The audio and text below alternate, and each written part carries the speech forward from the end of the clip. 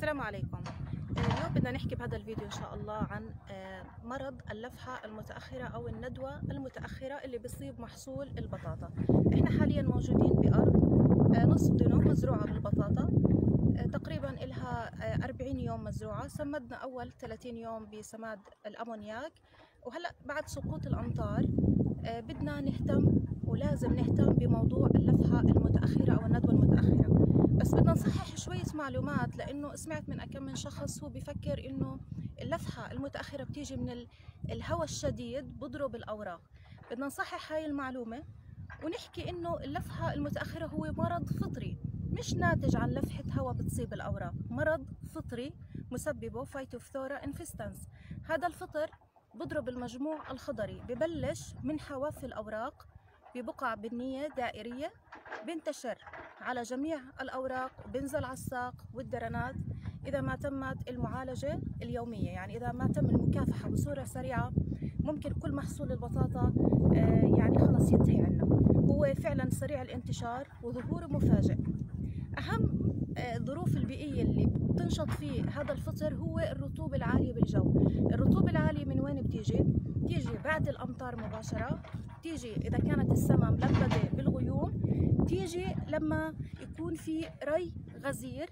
كل هاي العوامل مهيئة إنه يظهر عنا الفطر بشكل عام.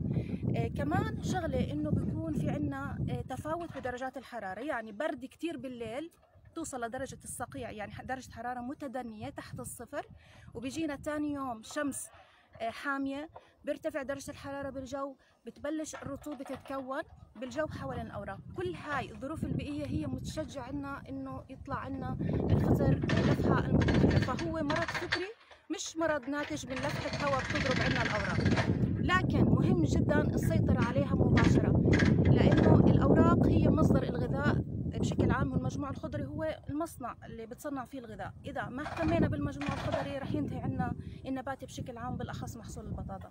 هذا الفطر بصيب العائلة الباذنجانية، يعني مش بس البطاطا، بصيب البندورة، الفلفل، الباذنجان، لكن أكثر شيء بصيب محصول البطاطا. تابعوني هلأ لآخر الفيديو إن شاء الله، بدنا نورجيكم كيف بدنا نرش بمبيد فطري. رح يعني مبيد فطري وقائي مع علاجي، هيك عشان نضمن مكافحة مزدوجة ونضلنا متبعين على طول محصول البطاطا طول فترة حياته اللي هو 80 يوم. رح نستمر ببرنامج التسميد المكافحة عشان نحصل على أفضل جودة. تابعوني لآخر الفيديو إن شاء الله، وإن شاء الله أنكم تستفيدوا. طبعا رح أورجيكم هون أعراض للفحة المتأخرة كانت موجودة في أحد الشتلات. هي الحمد لله مش منتشرة لأنه إحنا بنراقبها بشكل يومي. شوفوا، انتبهوا هون على هاي الورقة، شوفوا ظهور البقع البنية المحاطة بهالة صفراء.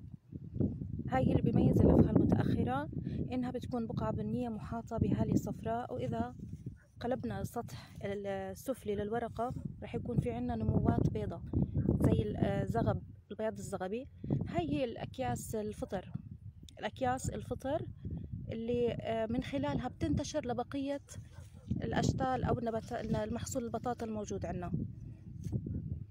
فضروري يتم الرش والعلاج المبكر حتى نحافظ على محصولنا وما ينتشر لجميع المجموع الخضري لمحصول البطاطا.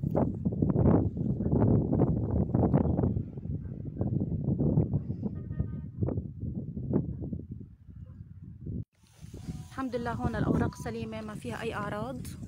الأوراق العلوية تماما خالية من أي بقع بنية. الفطر بنتشر ببلش من هون حواف الأوراق ببقع بنية دائرية، وبتنتشر على جميع أجزاء الورقة، بتصير عليها هالة صفراء، وبنزل على السيقان وعلى درنات البطاطا من تحت. عشان هيك احنا دائما لما بنزرع البطاطا بدها تكون معقمة بمطهر فطري خاص، عشان نمنع كمان تعفن الدرنة تحت التربة، لأنه في أعفان داخل التربة وفي أعفان خارج التربة، أعفان فطرية. هلأ بدنا نحل. هيو شايفين المبيد الفطري ريدوميل، هو مسحوق قابل للذوبان. المبيد طبعا يعني هو ريدوميل، بس لازم يكون يحتوي على المادة الفعالة أو حسب الشركات المصنعة ميتالكسيل، كمان مانكوزيب هي أهم المواد الفعالة له.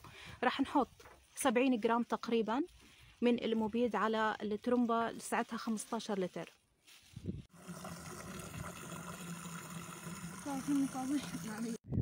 رح نبلش هلا عملية الرش. حلينا المبيد الفطري في ال 15 لتر مي اللي هي الترمبة الموجودة.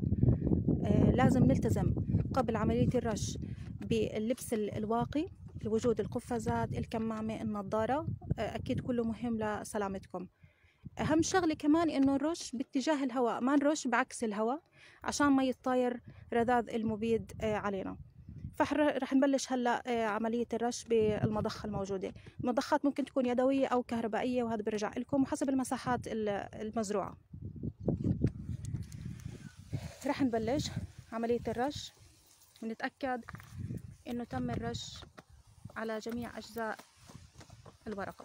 المحصول البطاطا اللي عنا إحنا الحمد لله يعني خالي من أي أعراض للفحة المتأخرة. الأوراق سليمة خضراء، ما فيها أي أعراض أو أي بقع بنية سواء على أسفل الورقة أو على أعلاها.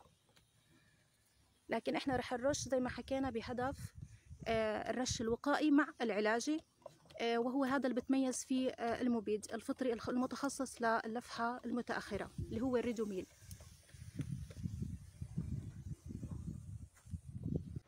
بالإضافة طبعا إلى ضرورة تنظيف الأرض من الأعشاب برشها بمبيد أعشاب سيلكتيف، أي اختياري، يعني بيختار الأعشاب وما بضر محصول البطاطا.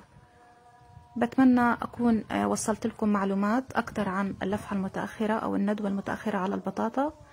أي سؤال إن شاء الله راح أجاوبكم عليه من خلال التعليقات على صفحتي على الفيسبوك المهندسة آلاء عبد الرحمن. شكرا لمتابعتكم.